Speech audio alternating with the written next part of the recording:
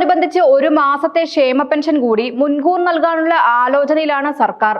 August മാസത്തെ പെൻഷനോടൊപ്പം September മാസത്തെ pension കൂടി നൽകാനാണ് പരിഗണിക്കുന്നത്. ഇതിനായി ഏകദേശം 940 കോടി രൂപ അധികമായി കണ്ടെത്തേണ്ടി വരും. ഓണത്തിന് ശമ്പളം, പെൻഷൻ, ഉത്സവ ബത്ത, ബോണസ്, സാലറി അഡ്വാൻസ് തുടങ്ങിയ ഇനങ്ങളിലായി 10,000 കോടിയിലധികം രൂപയുടെ അധിക ചെലവാണ് സർക്കാരിനെ കാത്തിരിക്കുന്നത്. കേന്ദ്രത്തിന്റെ വായ്പാ നിയന്ത്രണവും നിലവിലെ സാമ്പത്തിക പ്രതിസന്ധിയും ഇതിനോടൊപ്പം സർക്കാരിന് വെല്ലുവിളിയാകുന്നുണ്ട്.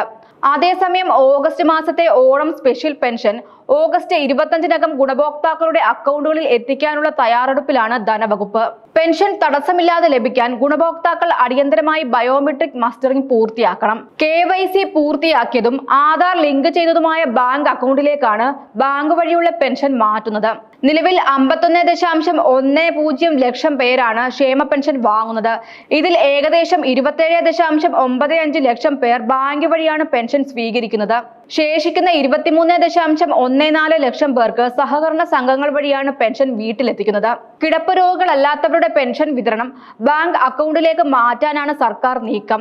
കിടപ്പ് രോഗികളായ പെൻഷൻകാരുടെ കണക്കെടുപ്പും ഇതിനായി ആരംഭിച്ചിട്ടുണ്ട്. അതിനാൽ ഓണം സ്പെഷ്യൽ പെൻഷൻ കൃത്യസമയത്ത് ലഭിക്കണമെങ്കിൽ ബയോമെട്രിക് മസ്റ്ററിംഗ് പൂർത്തിയാക്കുകയും ആവശ്യമായ ബാങ്ക് അക്കൗണ്ട് നടപടികൾ വേഗത്തിൽ പൂർത്തിയാക്കുകയും ചെയ്യേണ്ടതാണ്.